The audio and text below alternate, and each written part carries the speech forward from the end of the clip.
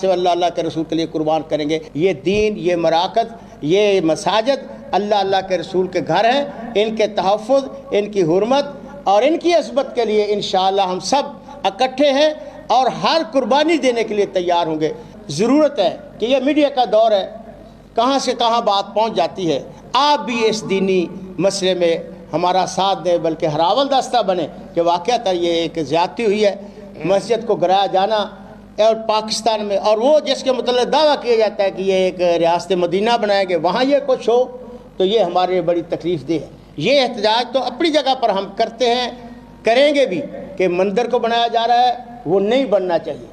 اسلامی اسٹیٹ کے اندر غیر مسلموں کی عبادتگاہوں کا تحفظ کیا جاتا ہے، اس میں کوئی شک نہیں، لیکن وہاں مندر کی تعمیر کوئی اخلاقی، قانونی اور شرعی جواز نہیں رکھتی، کوئی کمیونٹی نہیں نا۔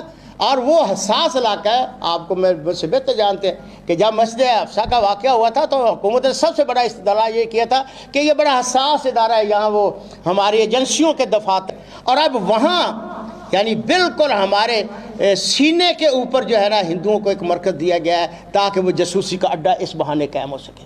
یہ بہت بڑی ایک سازش کی سمیل آتی ہے، بدبو آتی ہے۔ ہاں ہندو آبادی ہوتی وہاں بناتے، ہمیں کوئی اعتراض نہیں تھا۔ اب یہاں یعنی آپ پارے میں لال مسجد قریب ایجنسیوں کے دفاتر کے اندر یہ بنانا کوئی خیر کی خبر نہیں ہے۔ سیاسی طور پر بھی پاکستان کے لیے بہت بڑا ایک سوالیہ نشان ہے، مذہبی طور پر بھی۔ صرف یہ انگریز یعنی امریکہ کو یا غیر مسلموں کو خوش کرنے کے لیے ہم کہتے ہیں جی ہمارے اندر بڑی رواداری ہے، ہم نے وہ پیلٹ بھی چھوڑ دیا، ہم نے قیدی بھی چھوڑ دیے، یہ کر دیا۔ ہم ہمیشہ نہیں رواداری میں لیٹتے چلے جا رہے ہیں، دشمن ہم پہ چڑھتا چلا جا رہا ہے۔